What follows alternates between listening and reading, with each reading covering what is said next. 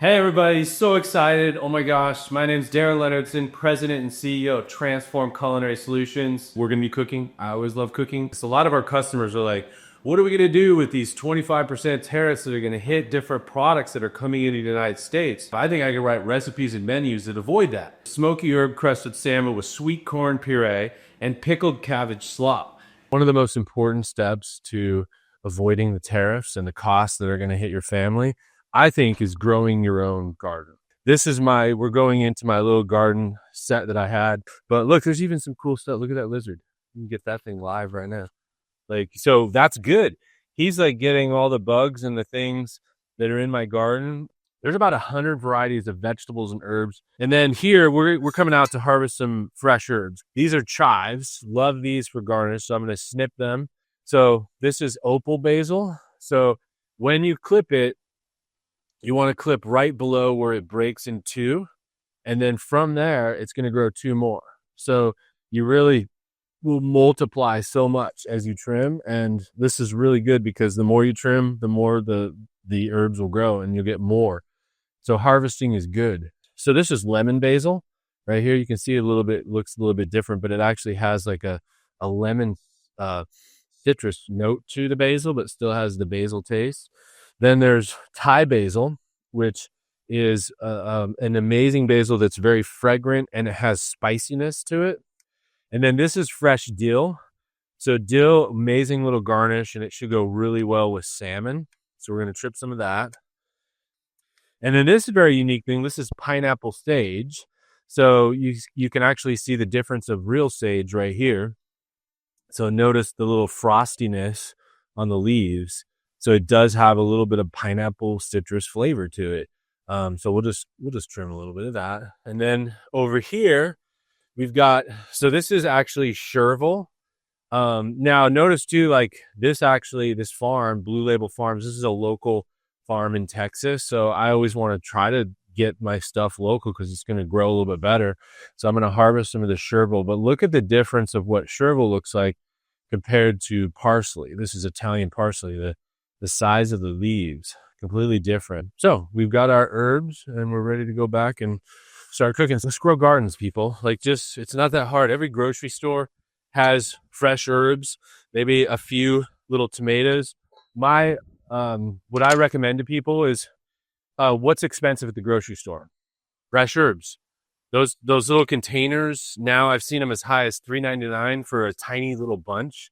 So let's grow them. I mean, right here, I probably have like $7-8 in herbs that now it's going to even grow more. So I think this is your first step with the tariffs that are coming to reduce the cost by having fresh herbs. It's going to make your food taste better. So let's go. A lot of people use farm-raised salmon. Well, some of that is coming from outside of the United States. So this is actually wild sockeye salmon from Washington. We've got some different seasonings I'm really excited about on my buddy Pot Secret Seasoning, Stephen Beatty. He's got a whole line of seasoning. This is his original herb, so we're going to be using this, made in the United States here. It's got amazing garlic, pepper, onion, cayenne, sage, rosemary. Some other ingredients that we're doing here is butter. Okay, so Amish butter. This is actually from Wisconsin, this butter. You know, I love Palubra and all those European butters. This is made in the European style, so that's wonderful, but Amish butter, amazing. I've got a local Greek Gods yogurt. We also have corn from California, this frozen corn. And I got some husks as well from there and some locally grown cabbage. And from Pennsylvania, we got apple cider vinegar. So interesting, I was gonna use olive oil for the recipe. Now, I love olive oil. We all love our Italian olive oils. I'm not using this in the recipe. It's okay. I don't have any other olive oil. We're going to use butter. Everyone loves butter anyway, so we'll use that. We got our salmon. What I like to do first is get a hot pan going. So this is wild sockeye salmon. First thing is we want to season this. So I'm going to take my glove off, and we're going to do a little kosher salt and black pepper. Okay. So some garlic powder, and put that on the salmon. We got some onion powder. Okay. Then we got smoked paprika. This stuff's amazing. And so we're gonna put some of that on. And then Pop Secret seasoning, the original herb. There's so many great flavors of herbs in here, which will really complement our fresh component of herbs. I wanna go pretty heavy on that. Just like that, okay? I'm gonna turn my pan on. I'm gonna cut a nice wedge of this Amish butter. So we're not gonna use all, bro. I'm gonna cut a wedge. Put some butter, get that sizzle going. So we're gonna take our salmon. To prevent like splattering on yourself, you always wanna take the product and go away from you. So notice I'm lifting it up here and I'm going to set it down away so that the oil will splash that way. I'm going flesh side down because I wanna sear that salmon right into it. So as we sear this, we're gonna sear the backside of it as well. We're gonna just open up our yogurt. Yogurt makes sense, we could do this. There's a lot of different local yogurts. I wanted to purposely use some frozen corn. This is from California, so I know that like the price probably won't go up on this. I just grabbed some of this corn just to see the difference, but I did want to show something cool with corn that you may not know about. Now, we're getting a good sear on this. I'm gonna look at this salmon here just to see what we're looking at. Oh, that's good. It's like a nice blackened, which is perfect. So notice that this side's a little bit darker, but it's not burned. It's nice and caramelized, which is good.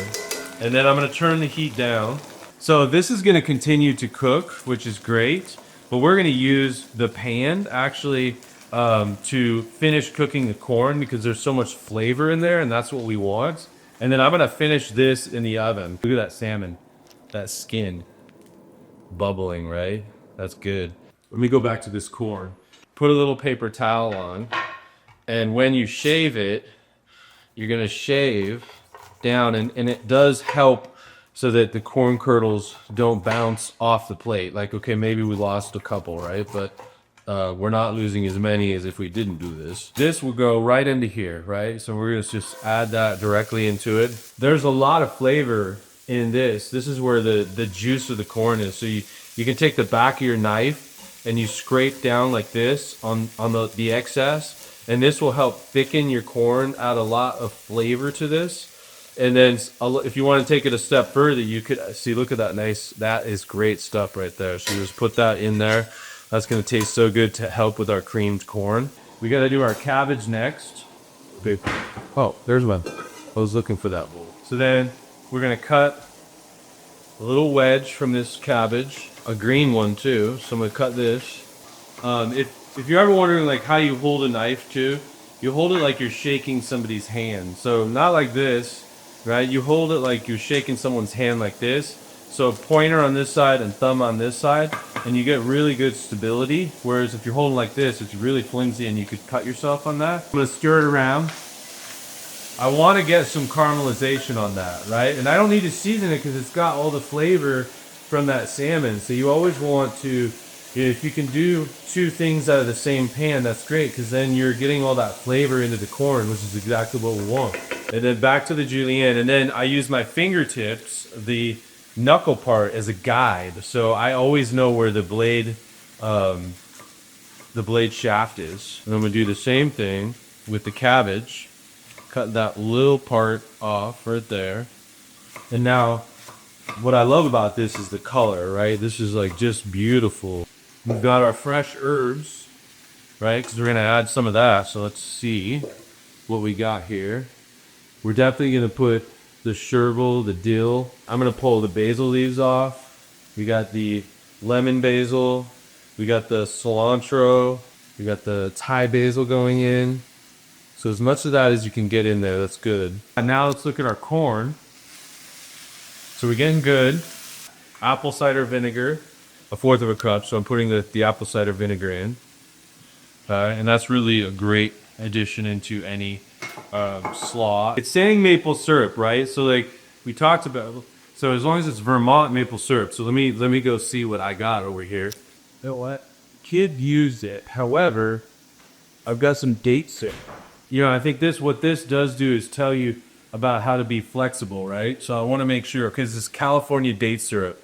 So we're going to put some date syrup in. You got to have that sweet and that sour like together, right? That's what you really want.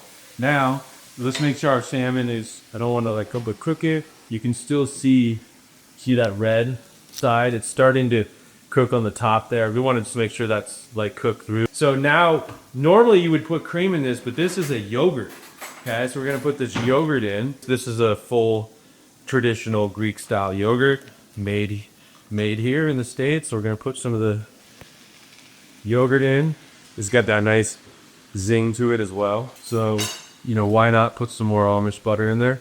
So let's put some more Amish butter. Look at that beautiful butter. We're going to stir this around. So notice the yogurt is melting down, the same with the butter, and it's going to make this beautiful creamed corn. And we got it on medium-low heat, and you can see it's like turning into that creamed corn already, right? Let's give it a little whirl. The creaminess, and I like the little sourness from the yogurt, but it does need a little bit of salt. Wow, that's so good. So we're gonna put some kosher salt. Okay, so this is almost ready. That's good. I think our salmon is probably about there. All right, so we're turning this off because this cream corn is great. And then we're gonna take a little salt and pepper in here because you want to season your slaw too. And then toss that around. Beautiful colors. Our salmon's been resting, which is great. Then for plate up, nice couple scoops right on there. I want it to be on all that bottom right there. Whoops. That little pro tip as a chef, you don't want any of that on there, so I'll use paper towel or a towel, wipe that off. We can tip our salmon, a beautiful salmon. I'm gonna keep the skin on because I like it. I'm gonna cut it like diagonal that no one ever does. Look at that. That's how you want to cook a wild salmon. That is like medium to medium rare. So we're gonna put that right over the top, just like that. Beautiful. Then we'll put that. And I like that look because the salmon, you can see it come through. Just like that. See all that color. Here's a little piece of chervil. And that's it. Salmon, creamed corn, slaw. What an amazing meal. And all of it is tariff-free. I'm Darin Leonardson with Transformed Culinary Solutions. I hope you enjoyed.